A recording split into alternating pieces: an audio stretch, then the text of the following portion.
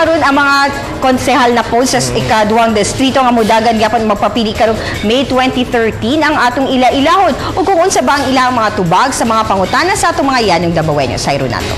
Sa mahatag na solusyon haron masulbad ang kakulangon sa supply sa tubig labi na ngadto sa layo nga subdivision. We make it a point na kung naaman i-approve na mga bagong application sa housing, we make it a point na naagin sila adequate supply of water, na sila certification sa water district nga kaya supplyan sa water district ang ilahang subdivision. Sa katong mga wala katong mga lagyo nga lugar, we will make a resolutions no asking water district nga pwede nila butangan ang ilahang mga katong mga subdivisions nga lagyo ug lugar. Ato yung manduan ang DCWD mo man ang atong water resource provider na mo invest og kwarta jud ni siya funds to look for alternative sources of water. O kinahanglan jud nga naadyo tay ongoing educational campaign sa tanan how to conserve water. Okay, water is running out. This is a worldwide problem. Unsaon pagsulbad sa presensya sa mga rebelde labi na sa Pakibato District. Because of the open line of our city mayor and vice mayor, maayo ang ato ang pakigtungo sa ilaha. So wala gyud na nakaapekto sa ato ang day-to-day activities, wala na nakaapekto sa atong mga negosyante, sa atong mga kapitalista diri sa atong syudad sa Davao. So para sa ako is because of the leadership of our local government to the other side, to the rebels. Maayo ang ato ang pagpakitungo sa ilaha. Ako, I believe that the proper way to solve insurgency o katong mga other related na mga problems sa Maniana kay katong proper communication and open dialogue both and between parties kay sa pagdungog sa mga mulo ma-thresh out nato no kung unsa ang ilang mga problems and from that makuha nato unsa nato pag-solve properly sa mga suggestions sa ilang mga concerns.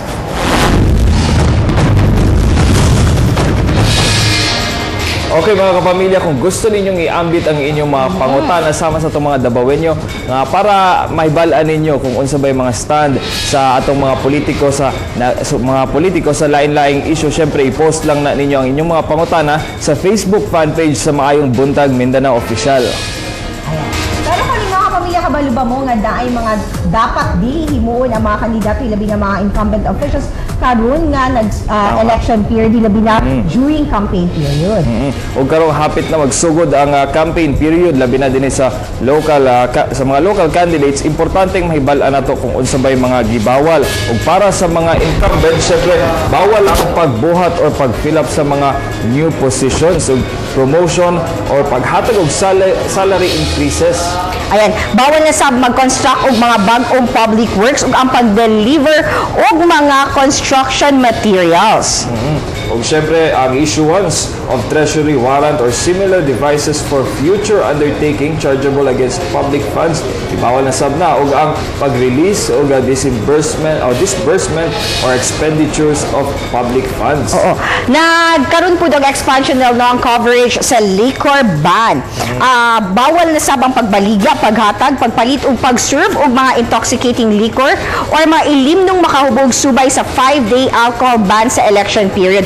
And bawal na sab ang pagdawat og mga free transportation, libreng sakay, mga pagkaon, ilim nun og bisan unsa pa mang butang nga naay bili gikan sa mga kandidato og sa ilahang mga supporters. O syempre, during the election day, illegal na ang mga kampanya for or against a candidate or party list within the polling place or within 30 meters sa polling place. Ug bawal sab ang pagpamaligya og refreshments or anything within a radius of 30 meters gikan sa polling place. And panahon sa pinili ay mga kapamilya, bawal ang mapahigayon og mga sabong boxing, lumba sa kabayo ug uban pa mga sports during sa election time. Okay mga kapamilya, at tangi ang atong dugang mga information bahin sa eleksyon dinhi lang sa MBM. And karong graduation month, sa ba mga tips na pwedeng ihatag ni Claude sa mga estudyante? Claude? Michelle, pakatanan sana ako nito mga estudyante din kompleto ba inyong graduation requirements? Opo, kompleto na. Ikaw? Wala pa lagi. Wala pa. Ayan, Ayan, sa mga di pa kompleto ang graduation requirements, ani ang mga tips aron ma-meet yun din yung mga graduation requirements and deadlines sa nato. Usa sa pinakalisod nga ma-encounter sa estudyante, especially kung nagkaduol na ang summer vacation, mao ang pagtapunog sa mga buluhaton sa eskwelahan. Busa kung naidagang buluhaton, i-divide kini in bite-sized pieces over a long period of time. Sama na lang ni Kenneth nga gina-divide ang iyang 2 weeks deadline into mini deadline dates aron dili ma-pressure. Ginabot siya nako is ginabot din akong trabaho as ang ginahanay dayon so that dili ko mabot sa point na magtapunog ang work tapos dili ko gusto na magkara-kara because ang tendency is mapangit ang result sa trabaho, magdali-dali dili na nimo mabuhat siya ng imong gusto buhaton in time tapos dili pa nimo ma-meet ang expectation na gina-expect sa buha. Ug aron ma-reinforce ang mini deadlines, mas maayo nga mag-impose og reward sa kaugalingon. Of course, meeting the deadlines would be a great, kumbaga, thing na you have to reward yourself kasi somehow students might think na kanang usahay bisan pagsugod pa lang di nila makaya. So it's very important nga you need to reward yourself and it's really healthy for somebody towards his whole being. Ug pinaka-importante nga although kinahanglan seryosohon ang trabaho, mas maayong mag-take short breaks para mas mahimong successful ang management sa multiple projects and deadlines.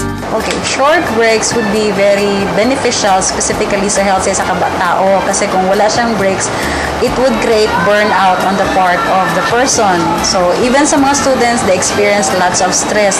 Siguro mag-create na siya og negative thing mo nang makadawat sa health sa isa ka estudyante po.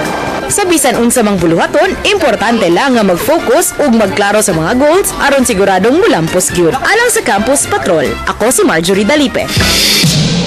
Facebook sa takal mga kapamilya aron madagan ang prize of the week nato tag naa atong prize of the week tagpila kaning atong eye shaver post na sa may Buntag Mindanao official fan page. Ayan. And mga pamilya, unya natangan ninyo ang mga dugang detalye o balita sa TV Patrol Southern Mindanao, mga news updates sa DXAB 1296. O paminawod mo sa MOR 11.1 at Cheche. Until tomorrow mga kapamilya, din nila sa inyong paboritong programa matagbuntag sa Mayong Buntag Mindanao!